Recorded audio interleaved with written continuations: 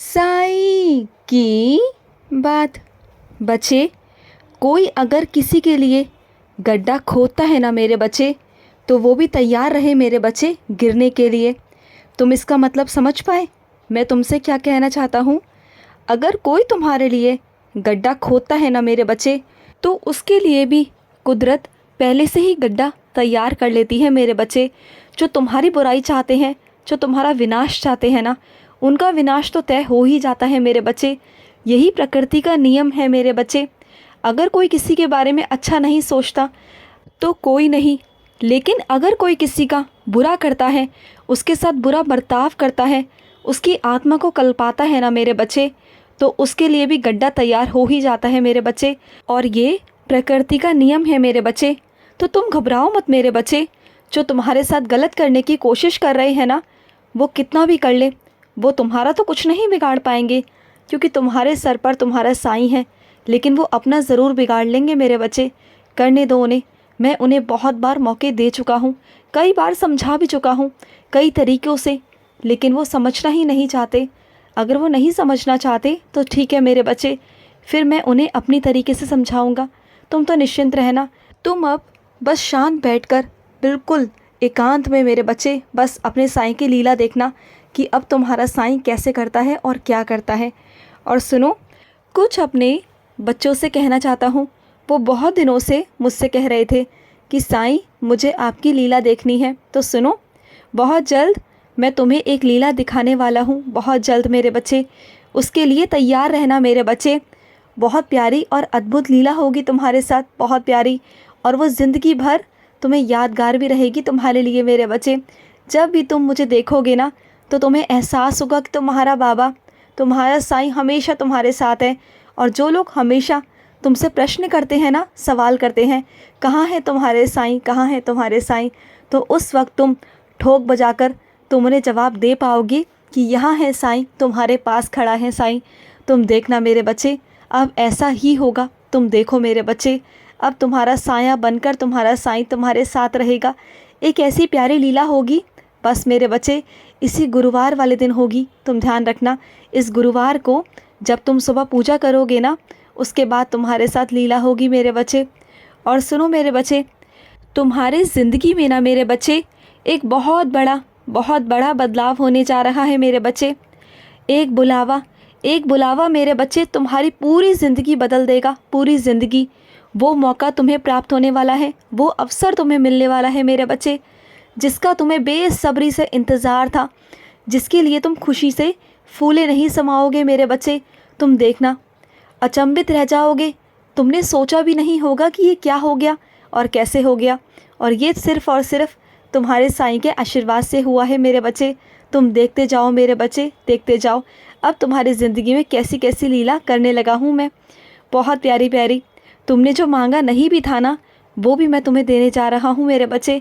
तुम्हारी उम्मीद से ज़्यादा, तुमने जिसकी कल्पना भी नहीं की ना, वो भी तुम्हें मिलने वाला है मेरे बच्चे। अब तुम बस देखते जाओ, तुम्हारी ज़िंदगी के फ़ैसले मैं कैसे लेता हूँ और किस तरीके से होंगे, बस तुम देखते जाना। और सुनो, मैं जानता हूँ कुछ मेरे बच्चों के पास में ना मेरी तस्वीर है और ना मेरा स्वरूप है, तो मेरे बच्चे मन में उदास होने की बिल्कुल भी ज़रूरत नहीं है। तुम जानते हो, तुम्हारे घर की दीवार पर अगर तुम देखोगे ना, तो तुम्हारे साईं का बहुत बड़ा चित्र है वहाँ पर। मुझे वहीं प्रणाम कर लिया करो, मुझे वहीं नमस्कार कर लिया करो। मैं तो कण कण में हूँ मेरे बच्चे। तुम जहाँ मुझे देखना चाहते हो ना, वहाँ मैं तुम्हें मिल जाऊँगा। क्या हुआ, अगर कोई मुझसे परहेज करता है, कोई मुझसे नफ़रत करता है, कोई ऐसा है जो मेरी मूर्ति या मेरे स्वरूप को घर के अंदर प्रवेश नहीं करने देता, तो क्या हुआ मेरे बच्चे, उसकी नफ़रत इतनी बड़ी नहीं है जितनी बड़ी तुम्हारे साईं की शक्ति है मेरे बच्चे। तुम अपने साईं को जहाँ भी चाहो ना, वहाँ देखना मेरे बच्चे। तुम देखो तो सही, श्रद्धा की नज़रों से देखना, विश्वास की नज़रों से देखना। मैं तुम्हें वहीं मिलूँगा, जहाँ भी तुम देखोगे मेरे बच्चे, वहाँ मैं तुम्हें नज़र आऊँगा मेरे बच्चे। तुम जहाँ देखोगे वहीं नज़र आऊँगा। और तुम्हारा विश्वास इतना बड़ा होना चाहिए कि सामने वाले की नफ़रत भी कम पड़ जाए मेरे बच्चे, और वो भी एक दिन मान जाएंगे कि तुम्हारी भक्ति में कितनी शक्ति है मेरे बच्चे, तुम्हारी भक्ति में कितनी ताकत है। उन्हें भी घुटना टेकने पर मजबूर कर दूंगा मैं। तुम देखना मेरे बच्चे, तुम देखते जाओ बस। बस अपने प्यार को, अपने साईं के प्यार को कभी डगमगाने मत देना मेरे बच्चे। बस अपने साईं से यूं ही इसी तरह प्यार करते रहना मेरे बच्चे। और सुनो, जब भी तुम कहीं भी जाते हो ना, सफ़र में या घर के रास्ते में, कहीं भी, चाहे तुम कैसे भी जाओ, रास्ते में मैं मिल ही जाता हूँ तुम्हें। कभी तस्वीर के रूप में, तो कभी कैसे, कभी नाम के रूप में, तो कभी किसी फ़कीर के रूप में मैं तुम्हारे पास आ ही जाता हूँ तुम्हें दर्शन देने के लिए। और तुम मुझे देखकर ना बहुत खुश भी हो जाते हो ना। तो मुझे भी देखकर ना तुम्हारे चेहरे को बहुत अच्छा लगता है। जब तुम मुस्कुराते हो ना मुझे देखकर, साईं राम कहते हो, बाबा कहते हो, मुझे बहुत अच्छा लगता है। और मैं इसी तरीके से तुम्हारे हर राह में आता रहूँगा, तुम्हें एहसास कराता रहूँगा कि तुम्हारा साईं तुम्हारे साथ है। तुम जहाँ भी जाते हो ना, तुम अकेले नहीं होते हो, मैं तुम्हारे साथ साथ चलता हूँ। और इसलिए तुम्हें एहसास दिलाने के लिए बार बार अपने संकेत देता रहता हूँ कि मैं तुम्हारे आसपास ही हूँ बच्चे, मत चिंता करना। और तुम्हारी रक्षा भी कर रहा हूँ, तुम बिल्कुल चिंता मत किया करो। और एक बार ऐसा हुआ था ना कि तुम्हारा वाहन कहीं ख़राब हो गया था किसी बीच रास्ते में, और तुम्हें वहाँ पर कोई नज़र नहीं आ रहा था, सुनसान था सब कुछ। पर वहाँ भी मैं आया था ना तेरी मदद के लिए। जब तुम कितना घबरा गए थे, डर रहे थे, और तुम वहाँ मुझे ही पुकार रहे थे, साईं आओ, बाबा आओ, मुझे बचाओ, मेरी मदद करो, पुकार रहे थे ना। तो देखो मैं कितनी जल्दी वहाँ पर आ गया था तुम्हारी मदद के लिए, है ना। तो ऐसे ही तुम्हारा साईं आ जाता है मेरे बच्चे, मैं तुम्हारे पास आ जाता हूँ। और जो लोग नहीं समझते हैं ना, जो लोग तुम्हारी मानसिक स्थिति को समझते हैं, वो यही समझेंगे कि ये सब कुछ बेकार की चीज़ें हैं। लेकिन ये बात तो सिर्फ़ और सिर्फ तुम जानते हो, ये तो तुम्हारे और मेरे बीच की बात है ना मेरे बच्चे। मैं तेरे पास आता हूँ या नहीं आता, ये तो सिर्फ़ और सिर्फ तुम जानते हो या फिर मैं जानता हूँ। मुझे किसी तीसरे को बताना भी नहीं है मेरे बच्चे, क्योंकि मेरा रिश्ता सिर्फ़ और सिर्फ तुझसे है मेरे बच्चे। मैं क्यों किसी को जताऊँ या क्यों किसी को बताऊँ मेरे बच्चे, क्यों? मुझे नहीं जताना, किसी को नहीं बताना, क्योंकि साईं का प्यार भी हर किसी को प्राप्त नहीं होता मेरे बच्चे, हर किसी को मेरा आशीर्वाद प्राप्त नहीं होता। और सुनो, कई लोग बोलते हैं ना स्वर्ग और नर्क, तो मेरे बच्चे सब यही है मेरे बच्चे, सब कुछ यही है, स्वर्ग भी और नर्क भी मेरे बच्चे।